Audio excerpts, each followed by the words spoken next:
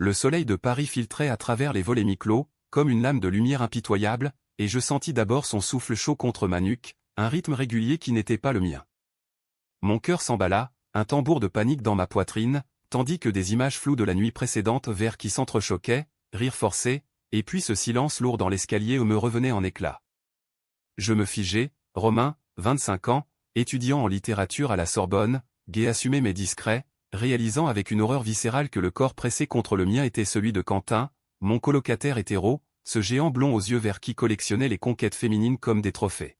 « Putain, qu'est-ce que, murmurai-je, la voix rauque, en tentant de me dégager sans le réveiller. Mais il bougea, un grognement sourd dans sa gorge, et son bras s'enroula plus fermement autour de ma taille, comme si mon corps était une ancre dans un océan de rêves oubliés. La chambre de notre petit appartement du Marais puait le whisky bon marché et la sueur, vestige d'une soirée arrosée chez des amis communs. Quentin, ingénieur en herbe de 27 ans, originaire de province, avec son accent chantant du sud et son sourire qui faisait fondre les filles au café de Flore. Hétéro jusqu'à la moelle, ou du moins c'est ce que je croyais. Et moi, ce soir-là, j'avais bu pour noyer l'absence de Marc, mon ex qui m'avait largué 3 mois plus tôt pour un type plus stable, laissant en moi un vide béant, une faim que les flirts éphémères sur Grindr ne comblaient plus. Je me souviens de la fête, la musique techno qui pulsait dans les veines de la nuit parisienne, les corps qui se frôlaient dans la moiteur de l'été indien.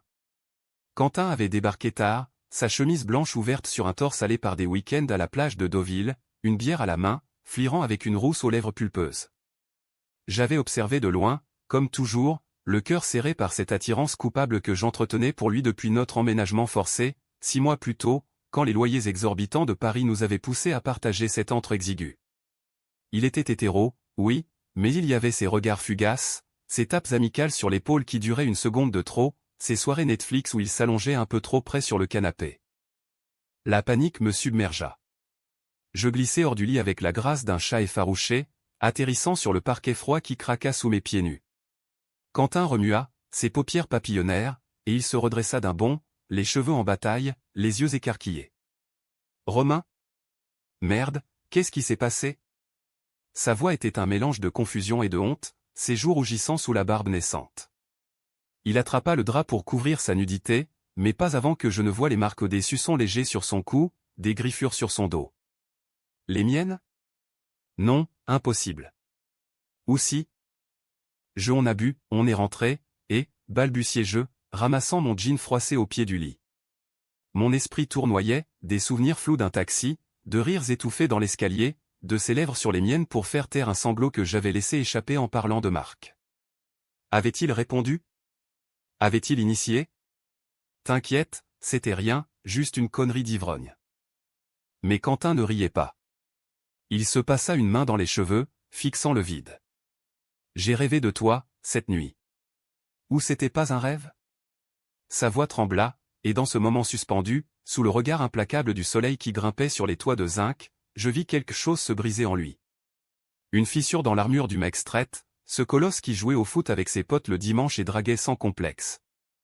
Et moi, Romain, le sensible, le poète raté qui lisait Baudelaire pour penser ses plaies amoureuses, je sentis mon cœur s'ouvrir comme une fleur empoisonnée. Les jours suivants furent un balai maladroit d'évitement et de tension électrique. Notre appartement, ce 2 pièces aux murs lézardés par l'humidité du Marais, devint un champ de mines. Quentin sortait tôt pour son stage chez une boîte d'ingénierie près de la Défense, rentrait tard avec des excuses bidons sur des afterworks interminables. Moi, je nouillais mes cours dans des cafés enfumés le long de la Seine, écrivant des poèmes rageurs sur des serviettes en papier, ton souffle sur ma peau, un mensonge que je veux vrai. La nuit, séparée par une cloison fine, j'entendais son insomnie le grincement du lit, les pas lourds sur le parquet. Une fois, au milieu de la nuit, je l'entendis murmurer mon nom, comme une prière ou une malédiction. Puis vint le soir où tout bascula. C'était un vendredi pluvieux, Paris noyé sous un déluge automnal qui transformait les pavés en miroirs noirs. J'étais rentré trempé, une bouteille de vin rouge sous le bras, prêt à m'effondrer devant un film pour oublier. Quentin était là, assis à la table de la cuisine, une bière entamée devant lui, les yeux rougis. « Faut qu'on parle, Romain. » Sa voix était grave, comme le tonnerre qui grondait au loin. Je m'assis en face, le cœur battant, et il lâcha, « Cette nuit-là j'ai pas regretté. C'était pas l'alcool. C'est toi qui me hantes depuis des mois. » Les mots tombèrent comme une averse, et je fus trempé jusqu'à l'os. Quentin, le hétéro, avoua son trouble, ses doutes sur son orientation, refoulé depuis l'adolescence dans un village du Luberon où les garçons ne s'embrassaient pas. Sa petite amie d'université, Élise, n'était qu'un alibi, un rempart contre les questions de sa famille catholique. Et moi? J'étais le miroir de ses peurs, le catalyseur de ses désirs inavoués. Nos lèvres se trouvèrent à nouveau, cette fois sobrement, dans la lueur jaunâtre de la lampe de la cuisine. Ses mains, calleuses des chantiers d'été, explorèrent ma peau avec une tendresse maladroite, comme s'il découvrait un continent interdit. Ce fut le début d'une idylle clandestine, un feu de paille sous les cendres de nos vies parallèles. Nos nuits devinrent un sanctuaire, corps entrelacés sous les draps humides, murmure en français approximatif lui avec son accent provençal, moi avec ma cadence parisienne. On se promenait incognito le long des quais, main dans la main quand la nuit tombait, évitant les regards des passants. Quentin lisait mes poèmes, rougissant à chaque vers sur l'amour interdit, je l'écoutais parler de ses rêves d'ingénieur, de ponts à construire sur la Garonne. C'était romantique, viscéral, un amour naissant dans l'ombre des platanes de la place des Vosges. Mais l'amour, à Paris, est un vin capiteux qui enivre et empoisonne. Élise réapparut, un appel anodin qui devint un rendez-vous pour clarifier. Quentin y alla, menteur par habitude, et revint avec des excuses, c'est juste une amie, maintenant. Je crus, naïf, bercé par ses baisers. Les semaines passèrent en un tourbillon de passion, un week-end volé à Montmartre, où nous dansâmes sous la pluie devant le Sacré-Cœur, ses lèvres salées par les gouttes, des dîners improvisés avec des baguettes et du camembert, riant de nos peurs comme des gamins. Pourtant, une ombre planait, ses silences croissants, ses regards fuyant vers son téléphone. L'automne s'installa sur Paris comme un manteau gris, les feuilles des marronniers tombant en averse sur les boulevards Haussmann. Notre amour, ce secret brûlant, fleurissait dans les interstices de nos vies, un baiser volé dans le métro bondé, ligne 4, où nos corps se pressaient anonymes, une nuit entière à l'Opéra Garnier, non pour le ballet, mais pour nous étreindre dans les loges oubliées, écoutant l'écho des violons comme une bande-son à notre désir. Quentin changeait, s'ouvrait, il confia ses nuits agitées d'adolescent, ses rêves où des garçons aux traits flous le touchaient, le faisant se réveiller en sueur, culpabilisé par les sermons du curé du village. T'es mon premier, Romain. Mon vrai premier. Ces mots, prononcés un soir sous les étoiles artificielles des lumières de la tour Eiffel, étaient un serment fragile, un pont jeté sur l'abîme de nos différences. Moi, Romain, je me sentais vivant pour la première fois depuis Marc. Marc, ce fantôme aux yeux bleus qui m'avait quitté pour un vrai couple, me laissant avec des cicatrices en forme de question, suis-je assez? Quentin, avec sa force brute et sa vulnérabilité cachée, pansait ses plaies. Nous inventions un monde à deux, des escapades à Versailles, où nous nous perdions dans les bosquets touffus, nos rires étouffés par le vent, des lectures à voix haute de Proust dans notre lit, ses doigts traçant des arabesques sur ma cuisse pendant que je récitais à la recherche du temps perdu. C'était romantique à la française, imprégné de cette mélancolie baudelairienne qui fait le sel de nos amours, intenses, éphémères, destinés à la douleur. Mais le conflit couvait, comme un orage sur la Manche. Les amis de Quentin, ces ingénieurs braillards du bar Le Procope, commencèrent à poser des questions. T'es où ces temps-ci, vieux? Plus de nana? Il riait, déviait, mais je voyais la sueur perler sur son front. Sa famille, ces Provençaux fiers avec leur maison au volet bleu près d'Avignon, appelaient pour les fêtes de fin d'année. Viens avec Élise, fiston. Montre-nous que t'avances. Élise. Son nom était une épine dans notre bulle. Elle avait flairé le changement, bombardé Quentin de messages, on doit parler. T'es bizarre depuis des mois. Il effaçait, mentait, mais les fissures s'élargissaient. Un soir de novembre, la pluie martelant les fenêtres comme des reproches, la première trahison frappa. Nous étions enlacés sur le canapé, un film muet de Cocteau à l'écran Orphée, ironie du sort, quand son téléphone vibra. Il l'attrapa, lut, et son visage se ferma. C'est rien. Mais je vis le nom, Élise. Montre-moi. Il hésita, puis céda. Le message, je sais pour lui. Ton coloc. Les gens parlent. T'es gai maintenant? Oublie? Reviens-moi, Quentin. On peut t'oublier. Mon estomac se noie. Qui sait, demandai-je, la voix un fil tendu. Il baissa les yeux, juste un pote, au bar. J'ai bu, j'ai lâché un truc vague. C'était pas intentionnel. Pas intentionnel. Ces mots étaient un poignard. La nuit se transforma en champ de bataille verbal, moi hurlant ma peur d'être un secret sale, lui défendant son monde qui s'effondrait. J'ai besoin de temps, Romain. Ma vie, c'est pas un roman rose. J'ai une famille, un job, une réputation. Réputation. Le mot claqua comme un fouet. Je quittai l'appartement en pyjama, marchant sous la averse jusqu'au pont des Arts, où les cadenas d'amoureux se moquaient de moi. De retour à l'aube, trempé et gelé, je le trouvai endormi, un mot sur la table, pardon. Je t'aime. On va y arriver. Et on essaya. Les semaines suivantes furent un sursis fragile, un équilibre précaire sur le fil du rasoir. Quentin rompit officiellement avec Élise par téléphone, un appel laconique qui le laissa blême, comme si on lui avait arraché une dent. C'est fini. Pour de bon. Nous célébrâmes avec un pique-nique au jardin des Tuileries, champagne volé et fraises sauvages, nos corps se levant sous un plaid tandis que les touristes passaient, ignorant de notre miracle. Il commença à lire des livres sur l'identité queer, maladroitement, soulignant des passages avec un feutre fluo, l'amour ne connaît pas de genre, seulement des âmes. Moi, je l'emmenai à une soirée LGBT au Queen, où il dansa pour la première fois sans se cacher, ses hanches se mouvant au rythme de la house music, ses yeux rivés aux miens comme un phare dans la nuit. Pourtant, la trahison mineure avait semé le doute. Je surprenais ses regards vers la porte, comme s'il guettait une issue. Et puis vint Noël, ce piège tendu par les traditions. Sa mère appela, insistante, viens à la maison, Quentin. Seul ou avec quelqu'un, mais viens.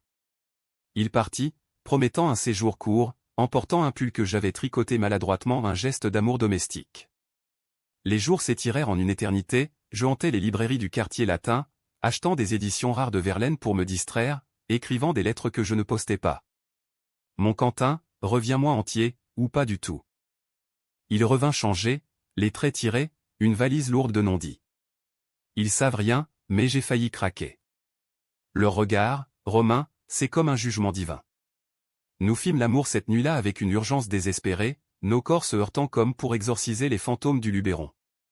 Mais le mal était fait, une graine de suspicion avait germé en moi, un poison lent qui rongeait la confiance. Le printemps pointa son nez à Paris, effaçant les cicatrices de l'hiver sous une floraison anarchique de cerisiers le long de la Seine. Notre amour, ce phénix fragile, renaissait de ses cendres, Quentin s'affirmait, tatouant discrètement un petit arc-en-ciel sur son poignet, caché sous les manches de chemise pour le boulot. Pour toi, murmura-t-il un matin, en embrassant l'encre fraîche. Nous projetions un avenir, un voyage à Rome, ville des amants maudits comme nous, un appartement plus grand, peut-être à Belleville, avec un balcon pour y cultiver des herbes et des rêves. Les soirs, nous cuisinions ensemble ratatouille provençale pour lui, salade niçoise revisitée pour rire, nos rires résonnant dans la cuisine exiguë comme une symphonie domestique. Mais le drame, à la française, est un art subtil, un crescendo qui monte comme la marée. Les amis de Quentin, ces ombres du passé, devinrent des loups. Un d'eux, Lucas, un colosse au rire tonitruant, organisa une soirée garçon seulement dans un bar de Pigalle. Quentin y alla, pour prouver qu'il était toujours le même, jurant de rentrer tôt. Je l'attendis, un verre de cognac à la main, lisant le temps retrouvé pour me noyer dans la prose de Proust. Les heures s'étirèrent, minuit sonna, puis 1 heure. À 2 heures, la porte s'ouvrit sur un Quentin chancelant, l'haleine chargée d'alcool et de regrets. « Qu'est-ce qui s'est passé » demandai-je, le relevant du seuil où il glissait. Il s'effondra sur le canapé, les yeux fuyants. Rien, juste des bières. Mais je sentis le mensonge, âcre comme le tabac froid sur sa chemise. Insistant, je le secouai, dis-moi. Les mots sortirent en torrent, Lucas l'avait poussé dans un coin sombre, un défi idiot, t'es devenu pédé, hein? Prouve que non. Et Quentin, pour se défendre, avait embrassé une fille lambda, une brune aux lèvres carmin, sous les rires approbateurs de la meute. C'était rien, Romain. Juste pour les faire taire. Pour qu'ils me lâchent. Rien. Ce mot, encore. La trahison explosa en moi comme une grenade. Tu m'as trahi. Pour une bande de cons homophobes? Pour ton égo straight qui refuse de mourir? Je hurlai, les larmes coulant, tandis qu'il bafouillait des excuses, les mains tendues comme un supplicié. La nuit se mua en cauchemar, objets jetés, portes claquées, moi fuyant dans la rue, courant vers le Pont-Neuf où la lune se reflétait en éclats argentés. Là, seul face à la Seine qui charriait ses secrets millénaires, je pleurais pour nous, pour cet amour qui se délitait comme du sable entre les doigts. Le lendemain, très fragile. Quentin, les yeux bouffis, posa un genou à terre, geste théâtral, presque comique dans notre salon encombré. Pardonne-moi. J'ai peur, Romain. Peur de tout perdre, toi, ma famille, moi-même. Mais je t'aime plus que ça. Ces larmes, rares et précieuses, scellèrent une promesse, thérapie, coming out progressif, une vie à 200 plus de masques. Nous recommençâmes, plus fort, ou du moins le crus-je. Les jours suivants furent un baume, promenade main dans la main au Luxembourg, où les statues de marbre semblaient nous bénir, une déclaration publique timide, un post Instagram flou avec nos silhouettes enlacées sous un saule pleureur, légendait mon encre. Pourtant, le chaos traoguettait, tapis dans l'ombre. Mais arriva, avec ses manifestations étudiantes et son air chargé d'électricité. Quentin reçut une promotion, un poste à Lyon, près de chez ses parents, temporaire, mais tentant comme une porte de sortie. C'est une opportunité, bébé. 6 mois, max. Et toi, tu pourras venir les week-ends. Je hochai la tête, masquant mon angoisse. Mais au fond, je sentais le vent tourner, ses appels à sa mère se multipliaient, doux et complices, ses silences quand je parlais d'avenir. La nuit avant son départ, nous fîmes l'amour comme des damnés, nos corps fusionnant dans une danse finale, ses murmures « Je t'aime, Romain », pour toujours gravés dans ma peau. Il partit à l'aube, un baiser volé sur le quai de la gare de Lyon, la foule nous avalant comme une vague. Les premiers jours furent supportables, textos incessants, appels vidéo où son visage pixelisé souriait sous les lumières de son nouvel appart. Mais puis, le silence s'insinua, comme une brume lyonnaise. L'été s'abattit sur Paris, un soleil impitoyable qui transformait la ville en fournaise, les Parisiens fuyant vers les côtes normandes tandis que je restais cloîtré dans notre appartement vide, un fantôme hantant les murs encore imprégnés de son odeur musc et savon de Marseille. Les appels de Quentin se raréfiaient, d'abord quotidiens, puis hebdomadaires, excuses invoquées sur le boulot éreintant, les dîners avec collègues. Je pense à toi, bébé. Bientôt, je reviens. Sa voix, autrefois un baume, sonnait faux, écho distant à travers les lignes TGV. Moi, Romain, je sombrais dans une mélancolie proustienne, relisant nos notes griffonnées sur les murs ici, notre premier baiser, écrivant un roman inachevé sur un amour transi. Les amis me pressaient, sors, vis. Mais comment, quand mon cœur battait au rythme de ces silences? Un week-end, je cédais, rejoignant un ancien flirt à une expo au Louvre. Rien de sérieux, juste un café sous la pyramide, mais la culpabilité me rongeait, et si Quentin apprenait? Ironie, c'est moi qui allais découvrir la sienne. La trahison majeure frappa par un appel anonyme, une voix féminine, rauque de vengeance, Élise.